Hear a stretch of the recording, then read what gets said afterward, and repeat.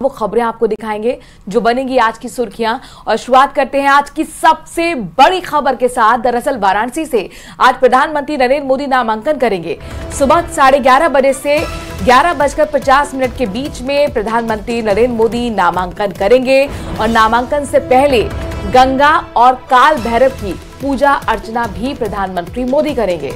PM के नामांकन में 12 राज्यों के सीएम भी मौजूद रहेंगे। कई केंद्रीय मंत्री भी नामांकन के समय मौजूद रहेंगे। कल एक बड़ा रोड शो किया था प्रधानमंत्री नरेंद्र मोदी ने और आज पीएम मोदी वाराणसी से नामांकन करने जा रहे हैं। पूरी तैयारियां कर ली गई है। पूजा अर्चना करने के बाद ही जो है नामांकन करने के लिए प्रधानमंत्री पहुंचेंगे। सुबह 11:30 बजे बताया जा रहा है और 11:50 के बीच का समय रहेगा जब प्रधानमंत्री नरेंद्र मोदी अपना नामांकन भरने के लिए पहुंचेंगे। उनके साथ कई और केंद्रीय मंत्री भी रहने वाले हैं और उससे पहले गंगा और काल भैरव की पूजा भी प्रधानमंत्री करेंगे। तो नामांकन जाहिर तौर पर आज बड़ा दिन न सिर्फ प्रधानमंत्री मोदी के लिए, बीजेपी के लिए, चूंकि जाहिर तौर पर एक बड़ा इवेंट बनाने की तैयारी यहां पर देखने को मिल रही है। कई केंद्रीय मंत्री और 12 राज्यों के मुख्यमंत्री भी नामांकन के दौरान मौजूद रहने वाले हैं। प्रधानमंत्री नरेंद्र मोदी ये लगातार कहते आए हैं कि उनका काशी से जो रिश्ता है वो कोई राजनीतिक नहीं है बल्कि एक भावनात्मक रिश्ता है, क्योंकि मां गंगा ने उन्हें गोद लिया है। और तीसरी बार यहां से ताल ठोकते हुए प्रधानमंत्री नरेंद्र मोदी नजर आने वाले हैं। आज नामांकन करेंगे और बताया जा रहा है 11:30 से लेकर 11:50 का ये वक्त जब नामांकन प्रधानमंत्री नरेंद्र मोदी करते हुए नजर आएंगे। चलिए मुख्यमंत्री भजन लाल शर्मा के कार्यक्रम के बारे में आपको बता देते हैं। हरियाणा का दौरा आज उनका रहेगा। बहादुरगढ़ रोहतक में के लिए रवाना होंगे और 11 बजे कार्यक्रम में भी शिरकत करेंगे। इसके बाद 1 बजे सोनीपत के जिंद में कार्यक्रम में शामिल होंगे। फिर वापस उन्हें दिल्ली के लिए रवाना होना है। तो आज का क्या कुछ शेड्यूल है जरा ये जान लीजिए। चूंकि राजस्थान में चुनाव खत्म हो चुके हैं, लिहाजा अलग अलग राज्यों में जाकर चुनाव प्रचार करने में जुटे हुए हैं मुख्यमंत्री भजन लाल। बहादुरगढ़ रोहतक में बड़ी रैली, 11 बजे कार्यक्रम में शिरकत करेंगे और इसके बाद 1 बजे सोनीपत के जिंद में भी रैली को संबोधित करेंगे। इस बीच सिरोही से बड़ी खबर है, जहां पर गोयली हाईवे पर बड़ा हादसा हो गया है। अनियंत्रित होकर बिजली के खंभे से यहां पर वाहन टकरा गया और टकराने से जोरदार धमाका हुआ। एक्सीडेंट में चालक ने कूदकर अपनी जान बचाई। हादसे से आसपास के गांव और शहर में बिजली गुल हो गई है। तस्वीरें भी हम आपको दिखा रहे हैं। देर रात यह हादसा बताया जा रहा है। गोयली हाईवे था जहां पर यह भीषण सड़क हादसा हुआ है। दरअसल आपको बता दें कि जैसे ही यह हादसा हुआ उस वक्त जोर का धमाका हुआ। एक्सीडेंट में चालक ने हालांकि कूदकर अपनी जान बचा ली है। इसमें किसी भी तरीके से कोई भी हताहत नहीं हुआ है, लेकिन आसपास के लोगों को जैसे ही जानकारी मिली और मौके पर पहुंचे और साथ ही शहर की बिजली भी गुल हो गई।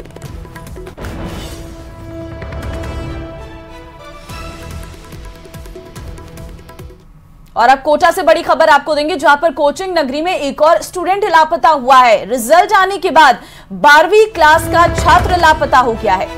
तिरुपति आवास निवासी छात्र कल दोपहर से लापता है। उद्योगनगर थाने में रिपोर्ट इस बाबत दर्ज कराई गई। इससे पहले आपको बता दें कि 2 कोचिंग स्टूडेंट्स लापता हो चुके हैं। पुलिस और परिजन छात्र की तलाश में जुटी हुई है। तो लगातार कोचिंग नगरी से इस तरह की खबरें अब आम हो रही हैं। एक के बाद एक छात्र लापता हो रहे हैं। एक और जानकारी इसी सिलसिले में मिल रही है। 12th का सीबीएसई का कल रिजल्ट आउट हुआ था और रिजल्ट आने के बाद 12वीं क्लास का छात्र लापता हो गया है। हालांकि पुलिस और परिजन छात्र की तलाश में जुटे हुए हैं।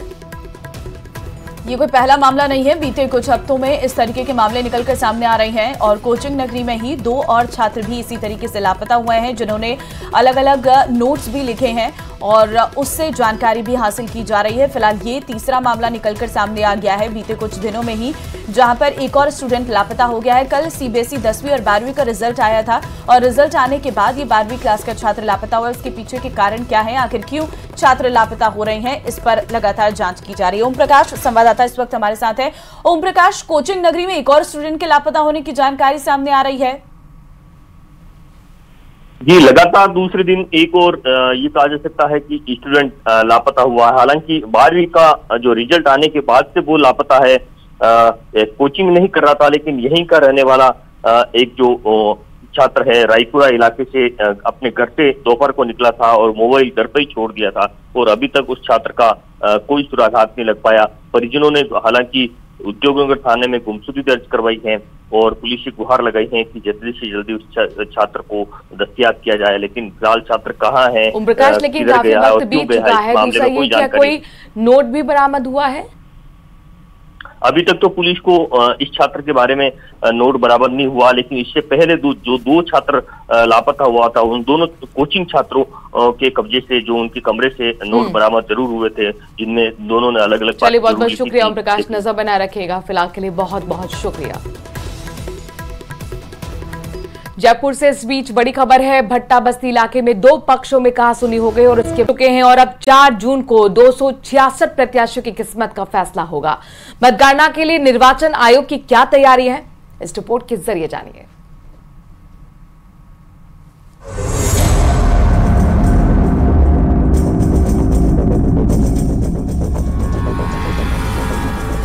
राजस्थान में लोकसभा चुनाव के मतदान के बाद मतगणना की तैयारियां जारी है। प्रदेश भर में मतदान के बाद उम्मीदवारों का भविष्य अब ईवीएम मशीनों में कैद है, जिन्हें काउंटिंग स्थलों पर कड़ी सुरक्षा में रखा गया है। चुनाव आयोग अभी से मतगणना की तैयारियों में जुट गया है। राजस्थान में मतदान के मुताबिक अगर रुझान और नतीजों की बात की जाए तो सुबह से ही इसके रुझान जारी होना शुरू हो जाएंगे। सबसे पहले बैलेट जो मतपत्र हैं उनकी काउंटिंग की जाएगी, उसके बाद में ईवीएम मशीनों के जरिए काउंटिंग की जाएगी। राजस्थान में सबसे ज़्यादा अगर देखा जाए तो बाड़मेर में मतदाता थे और मतदान प्रतिशत भी वहां पर ज़्यादा रहा, लिहाजा वहां पर नतीजे आने में वक्त लगेगा। बाड़मेर सीट पर मुकाबला त्रिकोणी है, इसलिए सभी लोगों की धड़कनें शाम तक बढ़ती रहेंगी। 25 लोकसभा सीटों का हाल अगर देखा जाए तो प्रदेश में सबसे ज्यादा मतदाता पाली लोकसभा सीट पर थे, जबकि सबसे कम मतदाता दौसा सीट पर थे। लेकिन मतदान के बाद सबसे ज्यादा वोट बाड़मेर में डाले गए। वहीं सबसे कम वोटिंग करौली धौलपुर सीट पर हुई। ऐसे में प्रदेश में जब मतगणना की जाएगी तो सबसे पहले करौली धौलपुर सीट के नतीजे सामने आएंगे। सबसे इम्पोर्टेंट है ईवीएम गार्डिंग। तो लंबा समय है, हमें 40 दिन तक ईवीएम को गार्ड रखना है और इसके लिए एक प्लाटून सीएपीएफ की, जितने भी हमारे सेंटर्स हैं, 25 लोकसभा सीटें हैं तो करीब 29 जगह उन्होंने अपना रखा है। तो कलेक्शन, हाँ, तो करीब हर एक प्लाटून हर जगह लगेगा। तो 10 कंपनीज, करीब 30 जगह है, तो 10 कंपनीज हमें ये सीएपीएफ की मिली है। अगर बात करें कि सीट पर कितने वोट पड़े तो करौली धौलपुर सीट पर 9,79,000 वोट पड़े, दौसा में 10,58,000, झुंझुनू में 10,94,000, बीकानेर में 11,08,000, भरतपुर में 11,16,000, अजमेर में 11,90,000, राजसमंद में 12,03,000, टोंक सवाई माधोपुर में 12,15,000, नागौर में 12,28,000 वोट पड़े। तो वहीं अलवर में 12,37,000, जयपुर ग्रामीण सीट पर 12,38,000, सीकर में 12,74,000, भीलवाड़ा में 12,96,000, बाड़मेर में 16,75,000, बांसवाड़ा में 16,25,000, चित्तौड़गढ़ में 14,88,000, उदयपुर में 14,87,000, कोटा में 14,87,000, जयपुर में 14,49,000 वोट पड़े। तो वहीं जालोर में 14,44,000 वोट डाले गए, झालावाड़ 12 में 14,15,000 वोट पड़े, चूरू में 14,07,000, गंगानगर सीट पर 13,99,000, जोधपुर में 13,70,000, तो पाली में 13,39,000 मतदाताओं ने मतदान किया। स्टैट्यूटरी डॉक्यूमेंट्स हैं, 17C है, पीओ डायरी है, तो ये बहुत स्टैट्यूटरी का हमने अलग से इस बार बुकलेट बना दी है। आपने सुना होगा, कुछ लोगों ने कहा कि बुकलेट फॉर्म बहुत अच्छा है, जिससे कि हमें सहूलियत होती है काम करने में। तो ये बुकलेट फॉर्म दिया हुआ है तो संग्रहण में भी आसानी रहे। और दूसरा, संग्रहण में समस्या क्या आती है कि कई जगह कंजेस्टेड रहता है, तो हमने इस बार, पिछली बार विधानसभा में भी प्रयास किया था कि अलग अलग जगह संग्रहण हो जाए। चुनाव के मतदान के बाद अब सिर्फ 266 उम्मीदवार ही नहीं बल्कि प्रदेश की पूरी जनता और सियासी जमातें नतीजों के इंतजार में हैं। लोकसभा चुनाव में राजस्थान में मतदान की प्रक्रिया पूरी हो चुकी है। 25 सीटों पर मतगणना 4 जून को की जानी है। उससे पहले निर्वाचन आयोग मतगणना की तमाम तैयारियों में जुट गया है। राजस्थान में सभी जिला निर्वाचन अधिकारियों की बाकायदा 14 मई को एक खास ट्रेनिंग होगी। उसके साथ ही साथ राजस्थान में सभी मतगणना कर्मियों की ट्रेनिंग का दौर जारी रहेगा ताकि मतगणना में किसी तरह की गलती ना हो और पूरी तरीके से पारदर्शी और साफ सुथरी मतगणना की जाए। राजस्थान में अगर देखा जाए तो इस बार विधानसभा चुनाव के मुकाबले लोकसभा के अंदर मतदान प्रतिशत थोड़ा कम रहा है, करीब 65 लाख वोट कम डले हैं। ऐसे में अगर देखा जाए तो विधानसभा के मुकाबले लोकसभा में चुनाव के नतीजे थोड़ा जल्दी आएंगे। बात अब सलमान खान की कर लेते हैं। दरअसल बॉलीवुड सुपरस्टार सलमान खान की एक्स गर्लफ्रेंड सोमी अली की बिश्नोई समाज से माफी मांगने के बाद मामले ने नया मोड़ ले लिया है। बिश्नोई समाज ने सोमी अली की माफी को ठुकराते हुए सलमान खान को एक मौका दिया है। देखिए रिपोर्ट।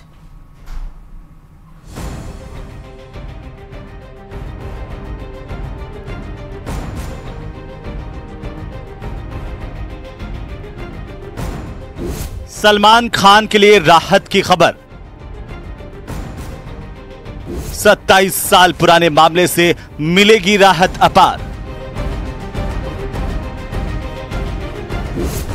माफी देने के लिए बिश्नोई समाज है तैयार।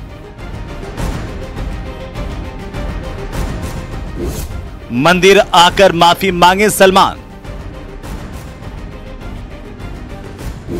पर्यावरण बेजुबानों की सुरक्षा का दें वचन।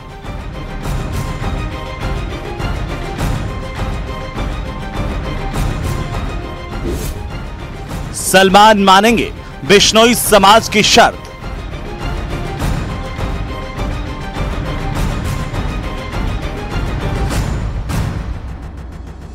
सत्ताईस साल पुराने मामले में बिश्नोई समाज बॉलीवुड सुपरस्टार सलमान खान को माफ कर सकता है, बशर्ते वो मंदिर आकर शपथ लेकर माफी मांगे, पर्यावरण और बेजुबानों की सुरक्षा का वचन दें। बिश्नोई महासभा के राष्ट्रीय अध्यक्ष देवेंद्र बूढ़िया ने कहा कि बिश्नोई समाज अपने 29 नियमों के तहत सलमान को माफी दे सकता है, क्योंकि गलती पर क्षमा का भी प्रावधान है। जो आरोपी है सलमान खान, वो खुद समाज को प्रस्ताव दे कि मैं माफी मांगना चाहता हूं, तो वो निज मंदिर के सामने आके माफी मांगे और समाज उसको माफ कर सकता है। उसका कारण हमारे 29 नियमों में एक नियम है क्षमादय है। और बुढ़िया ने कहा कि सोमी अली की मांगी गई माफी मायने नहीं रखती। सब मिलकर विचार करके उसको माफ किया जा सकता है, पर वो मंदिर के सामने आके शपथ ले कि ऐसा गलत काम मैं और कभी नहीं करूंगा और मैं हमेशा पर्यावरण और वन्य जीवों की रक्षा करूंगा। ऐसा होता है तो विचार किया जा सकता है। आपको बताते चलें कि सलमान खान पिछले कुछ समय से अपने घर के बाहर हुई फायरिंग की वजह से चर्चा में हैं। इस केस में आए दिन अब नए मोड़ आ रहे हैं। एक तरफ जहां इस मामले में पुलिस अपनी तहकीकात में जुटी है, तो वहीं दूसरी तरफ सलमान खान की एक्स गर्लफ्रेंड सोमी अली ने बिश्नोई समाज से माफी मांगी, जिसे बिश्नोई समाज ने ठुकरा दिया है। बिश्नोई समाज ने कहा है कि जब सोमी ने कोई गलती की ही नहीं है तो किसी दूसरे के लिए माफी क्यों मांग रही है। आपको बताते चलें कि लॉरेंस ने एक इंटरव्यू के दौरान यह बात कही थी कि अगर सलमान खान ने बिश्नोई समाज के मंदिर में आकर माफी मांग ली तो उन्हें पूरी तरह माफ कर दिया जाएगा। गौरतलब है कि 14 अप्रैल को सलमान खान के घर गैलेक्सी अपार्टमेंट के बाहर फायरिंग हुई थी, जिसके पीछे रोहित गोदारा और लॉरेंस गैंग का नाम सामने आ रहा है। इस केस में आए दिन नए खुलासे हो रहे हैं। Bureau report, news 18 Rajasthan. और चलिए अब खबर धौलपुर से आपको देंगे, जहां मारपीट के मामले में कोई कार्रवाई नहीं होने से प्रताड़ित युवक के माता पिता और पत्नी के साथ छोटे से बच्चे को रिक्शे पर बैठाकर एसपी ऑफिस पहुंचा। पीड़ित युवक ने एसपी से न्याय की गुहार लगाई। युवक ने बताया कि उसके पास किराए के लिए पैसे नहीं थे और इसीलिए रिक्शे पर बिठाकर परिवार को लेकर एसपी ऑफिस पहुंचा। पीड़ित ने बताया कि 23 अप्रैल को गांव में आई बारात में डीजे बंद करने की बात को लेकर एक पक्ष के लोगों ने उसके और परिवार के साथ मारपीट की थी। थाने में मामला दर्ज होने के बाद भी उसके रिपोर्ट पर कोई कार्रवाई नहीं हुई है। कार्रवाई की बात को लेकर थाना प्रभारी ने उसे एसपी ऑफिस जाने के लिए कह दिया है। युवक ने एसपी से न्याय की गुहार लगाई है।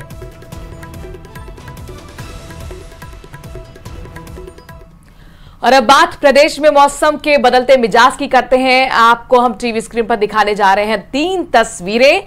और ये देखिए, पहली तस्वीर जो है वो सीकर की है, जहां पर बारिश के साथ ओले गिरे हैं।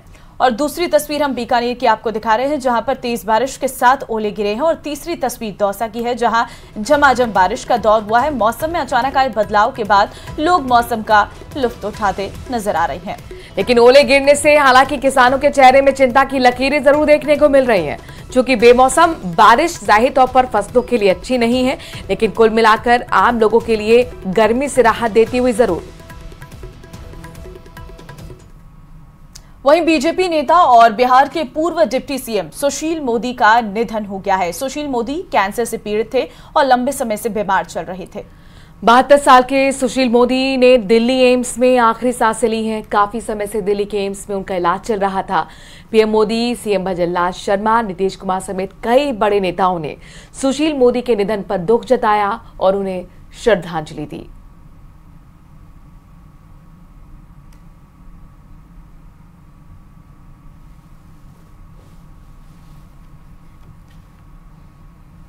और चलिए अब एक नजर आज की 10